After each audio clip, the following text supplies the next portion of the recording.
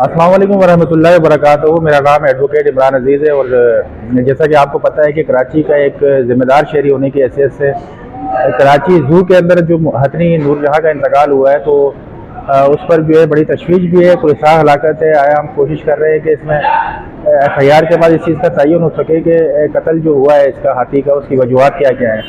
तो थाना गार्डन के अंदर जो मैंने पूरी कोशिश की कि FIR का इंदराज कराया जा सके, लेकिन थाना गार्डन के SHO राजा तारिक बिल्कुल भी ताउन नहीं कर रहे हैं। उन्होंने एप्लीकेशन तो मेरी ले ली थी, लेकिन FIR के इंदराज से उन्होंने साफ इनकार कर दिया।